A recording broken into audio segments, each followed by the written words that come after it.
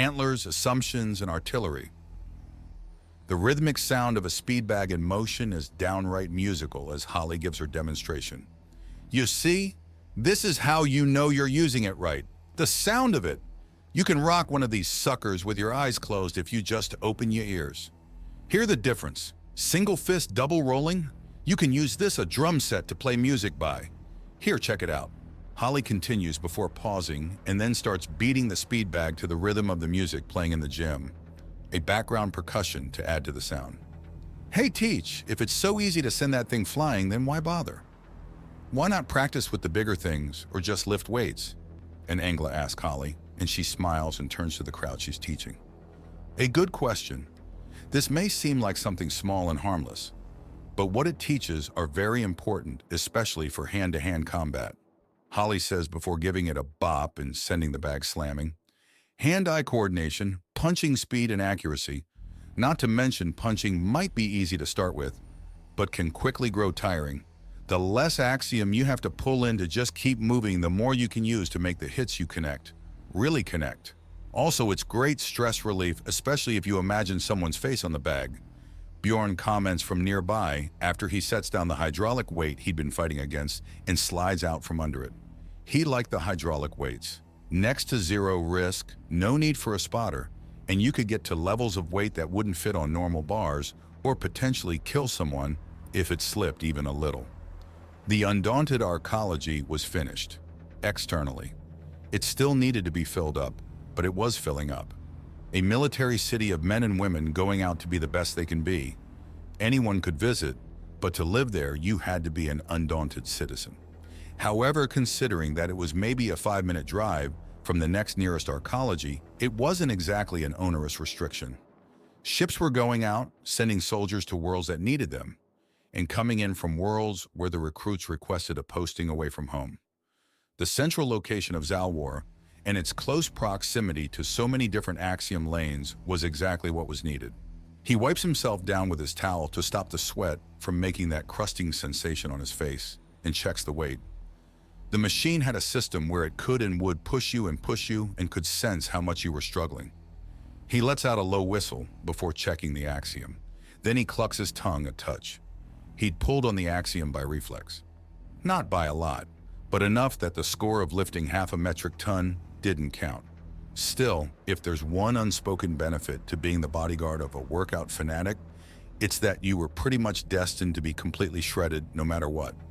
The gym is well ventilated and has a few effects that both makes it so a human can work out without half an army drooling on him, and it would also clear out a tear gas grenade before it could even affect anyone, except maybe a slow bee if they were pulling in atmosphere from their feet for some reason. Damn, I'd like to trace that man's scar with my tongue all the way, one of Holly's students begins to say, and Bjorn turns to regard them with a raised eyebrow. No perving in my class, girls.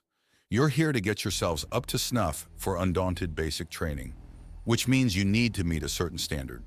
You're not going to get there or impress anyone by ogling or sexually harassing superior officers, Holly states. But you're not undaunted. I'm a citizen and a professional trainer.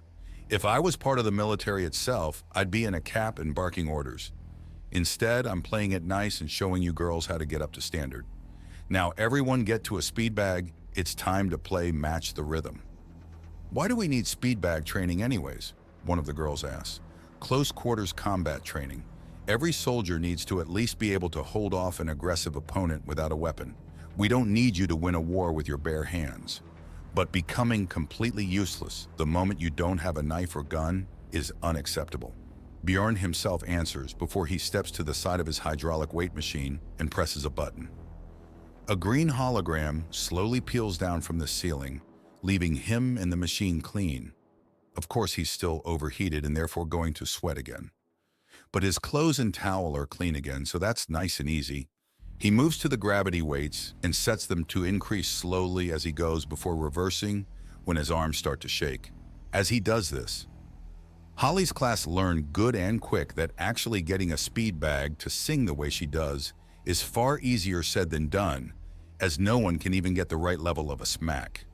She shows them a few more times before they even begin to get the right sounds out of the speed bags, but no one can get the rhythm. 20 minutes later, the gravity weights give out little beeps and he nods as the ramping up weight starts to back away. He goes through a cool-down set and then puts them back on their stand.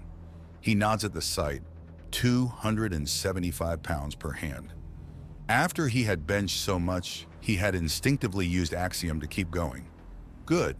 He moves on to another gravity machine as the class starts going onto the treadmills and he starts doing pull-ups as his gravity is increased slowly between each set of 8. Eventually, his grip slips and the gravity cuts the moment he's no longer holding the bar. He lands in a thump and looks to the readout. He was able to get to 10 times standard, a hump he's been working at for a while and one he hadn't cleared yet. The green scan flows down again and he's clean once more, but he needs to catch his breath. Thankfully, he's about finished in time for the class to end. So he heads off and starts to do some push-ups for a cool-down. And after the last of the prospective recruit leaves, he stands again and wipes off what sweat is on him before joining Holly. "So think this will become more common?" he asks her. It went well, but everyone was distracted by 1,000 things. "Of course we have a primal gathering just a stone's throw away on Centris," Bjorn says. "And the drama of what's going on. Still," Holly says, "not everyone's as dedicated to being as strong as possible as you are. They're trying to be undaunted. If they're not focused on being better, they really don't have much of a place here," Holly says with a sniff before smiling at the smell of the returning sweat. He might have had the stuff scoured off, but that just meant fresher stuff was in the air. "Maybe. Different people need different motivations," he says, and Holly grabs him via the back of his head and pulls him into a deep kiss. Compared to a few months ago, he doesn't fight it, but does push her back after a bit when he's had his own fill. She smirks as she lets him go. "I know mine. Care to help me with my cooldown?" she asks him, and there's a smirk on his lips. "You've been having far too much fun since the archaeology was finished," he pokes back. "Of course. If I'd have known you'd count this entire city as a safe place to have fun in, I'd have done everything I could to speed it up," Holly says happily. "Well, pardon me for taking my job seriously." "Oh, it's adorable, especially how you've put on pounds and pounds of muscle and are still smaller. It's cute." Holly teases him as she flexes an arm and the muscles under the fur bulge out. The fur may hide the definition, but not the sheer size. "I'm sure now—" "What the—" Bjorn interrupts himself as he spots a familiar figure in the corner of his eye. "Mommy!" Holly exclaims, breaking away from him and rushing to the glass entrance of the gym to let in and embrace her mother. "My sweet little girl, how are you? You look absolutely radiant. I've managed to get a few days off, and I managed to book a nearby room." "Well, that certainly answers the question as to what's happening over the next few days." "Hello again, Miss Martha Clatterhooves," Bjorn says, walking up. "Oh my, dear boy, what have you been eating? You look like you've remade yourself from marble." Martha states in surprise at the sight of him, and he scratches his cheek. "Entirely your daughter's fault, I'm afraid. She enjoys a good workout and is making an excellent living training others. Since I'm still here to keep her safe, this means I spend a long time in gyms and my own parents didn't raise a slug, so I'm always up to something," Bjorn says. "Really, Sergeant Veers? That is good to hear. But you can call me Martha or even Mother as you did in that little undercover event. I mean," she looks from Holly to Bjorn with a knowing smile, "we are almost family anyways." "Thank you, Martha, but I think doing anything truly official may get me a court-martial even if they're looking the other way for fraternization," Bjorn says, and Holly rolls her eyes. "See how he teases me? Look at that! He flouts it in front of me and expects me to not jump on it." Holly wails to her mother, who sighs at the dramatics, but then snorts in amusement as Bjorn raises an eyebrow and flexes a pec before chuckling. "I'll get a jacket on then. I don't want to put wicked ideas into innocent heads," Bjorn says as he starts walking towards the change room. "Besides, I think we should leave soon. We're just shy of when one of Holly's co-workers starts her own daily class." "Oh, right her," Holly says. "What's wrong?" Martha asks. Holly says before jerking her head a bit, and Martha understands. "Oh dear. And she's kind of strange," Holly says in an uncomfortable stance. "Strange how?" "Well, I thought she wanted Bjorn despite having her own bodyguard, but, well, she sees him as the garnish to the main course," Holly says, and Martha catches on. "Oh, well that isn't that strange, especially when you're both beautiful and strong." Martha says. But I mean, have you told her that? Yes. Has she respected it? Yes. Then what's the problem?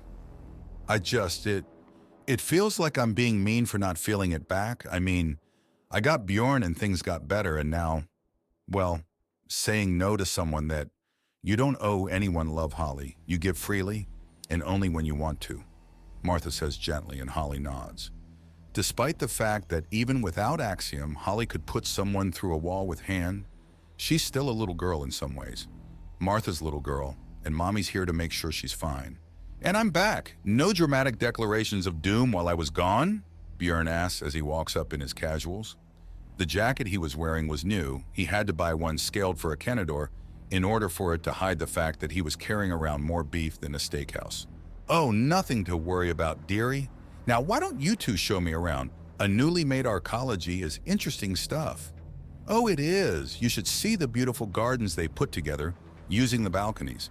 With force fields, you can walk through a large field, into a desert, into a jungle, then a forest, then into a boreal forest just outside. The native birds are actually flocking to nest in the evergreens and pines. It's so beautiful, Holly gushes. The gardens are a great place to start, especially as none of them are scheduled for survival lessons today, Bjorn remarks.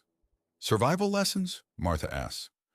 Nothing elaborate, just things like cadets being walked into one of the environments and shown how to identify certain things common to those kinds of places and how to set up shelters and the like, or just in general what to do if you're in a place like that without a base camp nearby. Is literally everything here about military life? Martha asks. We're a military people, ma'am. However, just because it's military doesn't mean there's no fun to be had. After all, it's rarely a night where we're not in leather and going down to slam music, Bjorn says, giving Holly a pointed look. What? It's fun! You have fun too. I do, but a quiet night where we get extra sleep is nice on occasion. Oh, just because you don't like using Axiom to wake up doesn't mean it doesn't work or isn't healthy. It's fine. Look at me. I'm fine, Holly attests, and Martha nods. Still the party girl, are we? Keeping your man good and safe in the club? Martha asks, and both Holly and Bjorn look at her in near shock. How did you say that with a straight face? Bjorn asks. I'm a mother, I'm well practiced, she answers. Clearly.